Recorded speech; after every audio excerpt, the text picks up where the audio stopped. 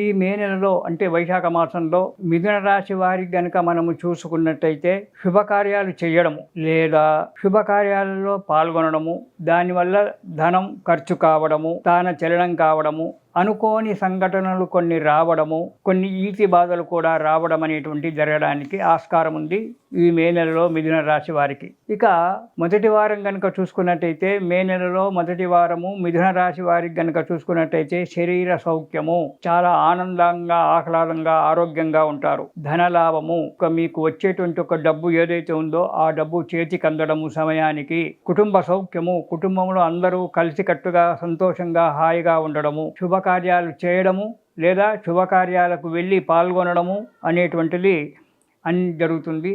అన్నింట మీరు తలపెట్టినటువంటి ఒక ప్రతి కార్యక్రమం కూడా జయప్రదంగా జరగడానికి ఈ మిథున రాశి వారికి మొదటి వారంలో జరగడానికి ఆస్కారం ఉంది. ఇక మే నెల రెండో వారంలో మిథున రాశి వారికి కనుక చూసుకున్నట్టయితే మనోవిచారము.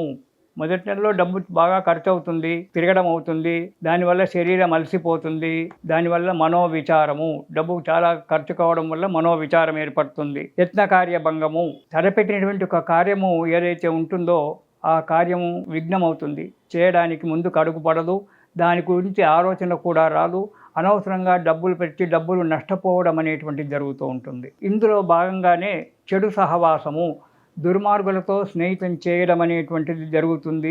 దానివల్ల చెడు అలవాట్లకు కూడా పూనుకోవాల్సినటువంటి ఒక అవసరం రావడానికి ఆస్కారం ఉంది. లేనిపోని చిక్కులు తెచ్చుకోవడం, చెడు సహవాసం చేయడం వల్ల, దురలవాట్లకు పాల్పడడం వల్ల లేనిపోని చిక్కులు వచ్చి సంఘంలో విలువ తగ్గిపోవడానికి ఆస్కారం ఉంది రెండవ వారంలో. ఇక మూడవ వారం కనుక మనం చూసుకున్నట్టయితే భయంగా ఉండడం. రెండవ వారంలో చేసినటువంటి కొన్ని తప్పుల పొరపాట్ల వల్ల మనసంతా కూడా ఎప్పుడూ భయంగా ఉంటుంది. అనుకోని సంఘటనలు వచ్చి మీద పడడం అనేటువంటిది జరుగుతూ ఉంటుంది. మనోవిచారము, కష్టాలు వస్తుంటాయి, ఒకదాని వెనక ఒకటి తీరిపోయింది కదా, ఒక రుణం తీరిపోయింది కదా అంటే ఇంకో రుణం వచ్చి మీద పడడము, ఒక రుణం తీర్చడానికి ఇంకో దగ్గర రుణం చేయడము అనేటువంటి ఒక భావన మనసులో జనిస్తుంది. అలా చేయించడం వల్ల ఎప్పుడు మనసు భయంగా ఉంటుంది. ఆర్థిక పరిస్థితి మందగిస్తుంది.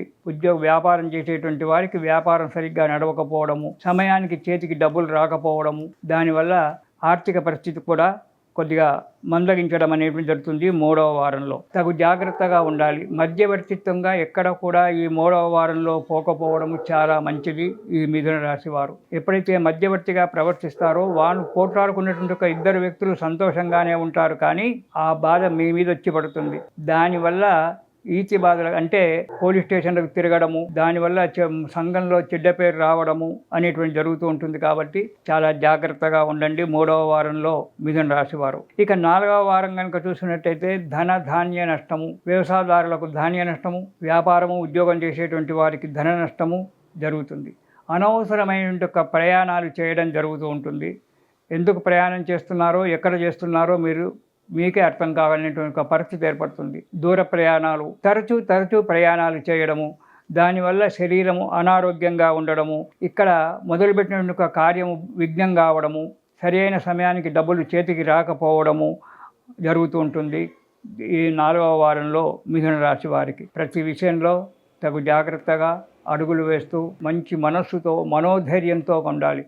మనోధైర్యం కంటే మించినటువంటి ఒక ధైర్యం శరీరంలో బలం లేకున్నా మనోబలం కనుక ఉన్నట్టయితే ఎటువంటి వాడినైనా జయించవచ్చు. మనోబలం కంటే మించినటువంటి ఒక బలం ఇంకోటి వేరే లేదు. కాబట్టి మనోబలంతో మనోధైర్యంతో ప్రతిదాన్ని సామరస్యంగా పరిష్కారం చేసుకుంటూ చెడు సహవాసాలకు దూరంగా ఉంటూ కొత్త మిత్రులు వచ్చినట్టయితే వారిని కూలంకషంగా పరిశీలన చేసి వారితో స్నేహితం చేయడము లేదా ఒక నమస్కారం చేసి పంపించడము ఇలాంటివి చేయడం చాలా మంచిది. ఈ రాశివారు ఈ నెలలో కొన్ని కష్టాలన్నీ కూడా తీరిపోవాలి అంటే దత్తనామ స్మరణ చెయ్యండి, దత్త చరిత్ర చదవండి, దత్త స్తోత్రం పారాయణం చేయండి. దత్త స్తోత్రాలు ఎన్నో ఉన్నాయి మనకు.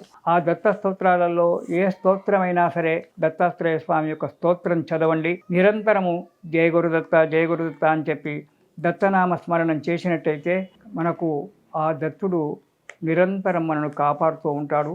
కాబట్టి దత్తనామ స్మరణ చేస్తూ ఈ నెల రోజులు ఆ దత్తాత్రేయుని శరణు పొందినట్టయితే ఈ మిథున రాశి వారు సుఖంగా సంతోషంగా జీవితం గడుపుతారు. ఇది శుభం.